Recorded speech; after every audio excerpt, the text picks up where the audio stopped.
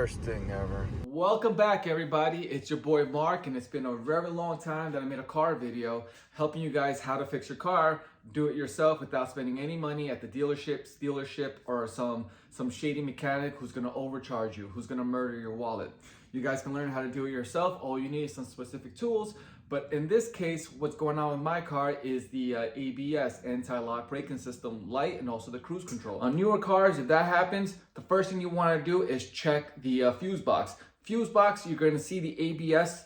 Open up the fuse box. It'll tell you indications of which fuse goes to where. Look for the ABS module. Look at that fuse. And if the coils are snapped open, that means you're going to have to replace that fuse. Hopefully that's the case, because that only costs you about 20 cents and 20 seconds of your time. Another reason why the ABS light may come on is if your wheel bearing, your wheel hub is old, and my car is about that age. My car is at about 173,000 miles. It's 13 years old. It could be the case. Hopefully it's not, but I have a strong feeling it's that wire sensor. I'm going to show you guys where exactly is the fuse for your ABS. 24. It's a 10A.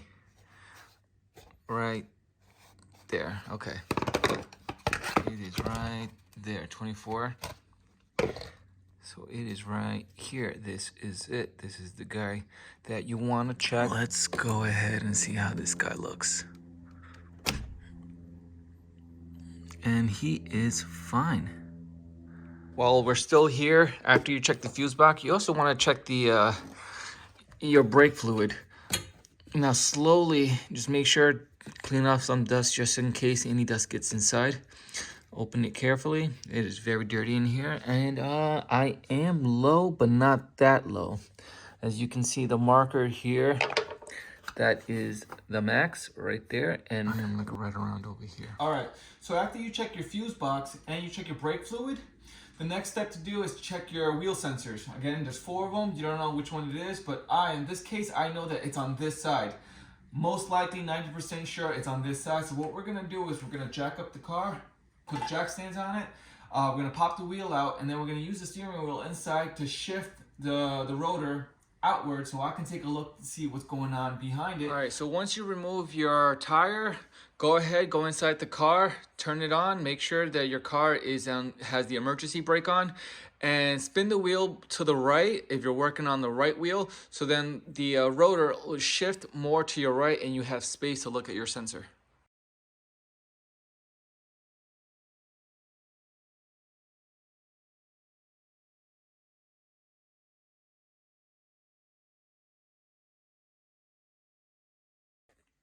All right, so what I did is I cut the zip tie that was here because it was holding the brake line and the sensor wire.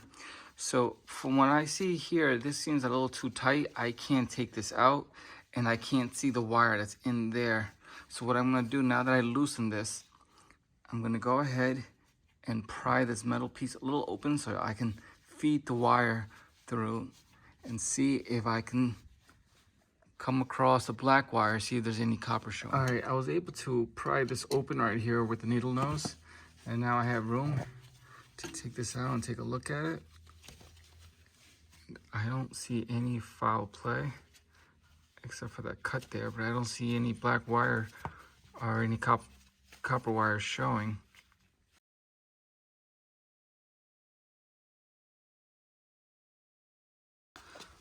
So what I did is I removed the screw here, and right here. So it's just 3, 1, 2, and 3. All I really need to do is just move it just to take a look to see how it is there. I'm going to get a lot closer, but everything seems okay here. All right, so I took the screw out here. Now I'm gonna pop it open and see how it looks. And yes, this may be the, oh dear Lord. This may be the culprit. Look at that. Oh, damn. All right, let me dust this off. think it's time to replace this with the new one. Jesus Christ. Hey everyone, so welcome back. I received the speed sensors in the mail today, just because, as you saw in the last clip, those sensors are not looking good. So I want to get something that's more updated, more clean, more newer, because this car is 13 years old and I need to maintain it. So let's go ahead and let's take a look at these speed sensors. I'm sure that they're just generic speed sensors. I didn't pay much. I'll have the link below. I believe I paid $30, $40 for both.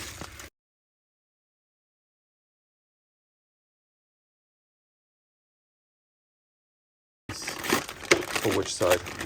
All right, so they look good. Now let's go ahead and install them. All right, so I was able to remove this one right here, the 13mm bolt. And then we're gonna go ahead and remove this 13mm bolt. Okay, and now it hangs. So let's go ahead and remove these screws.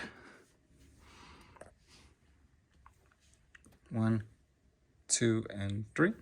Okay, once you remove all 3 screws, you're able to bring this back and you can look at the your sensor that you're able to unplug now. Just go ahead and unplug that.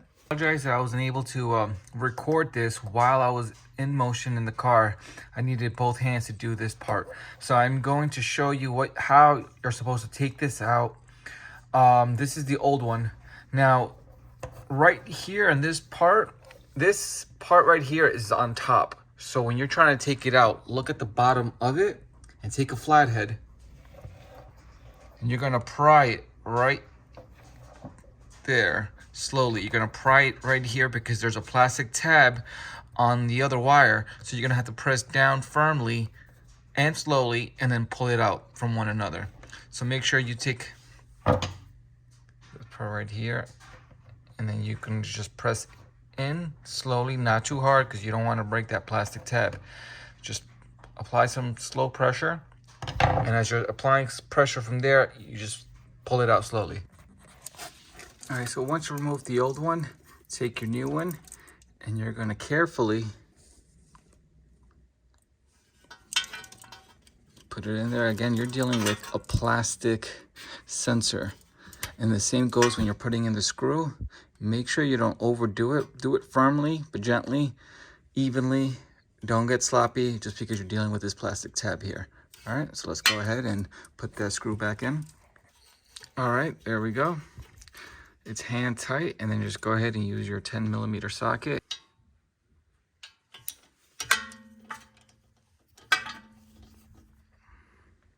There. That bad boy ain't going nowhere. All right, so I'm semi done. New sensor is now put in its place. The only thing I need to remove is this metal tab because I will not need it. Everything else is bolted in right here. We follow the line. It's in there. It's in there. I just have to screw the splash guard. But everything else is in place. I'm going to use electrical tape on that just so there's no mud, water, dirt, or debris gets inside the electrical wiring. And then go ahead and put back the screws.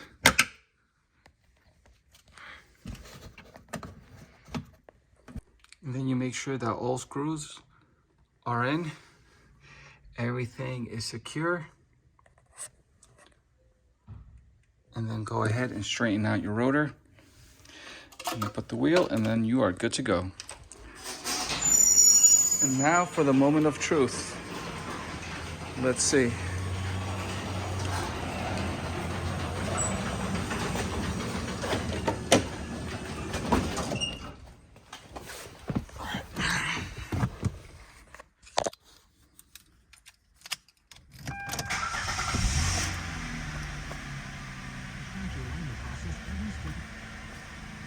Nice.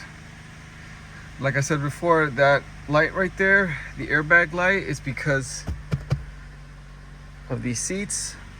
Oh, but I'm so glad the lights went off, the ABS lights. Okay, so I may or may not post this video yet just because I want to wait a couple of days, maybe by the end of this week. It's Monday, so let me wait till Friday.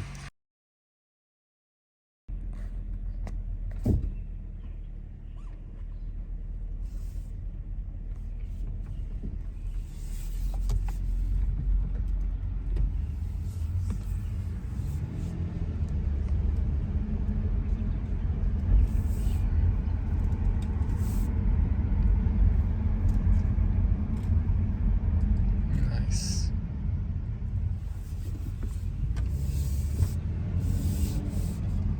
And that's about it. There we go.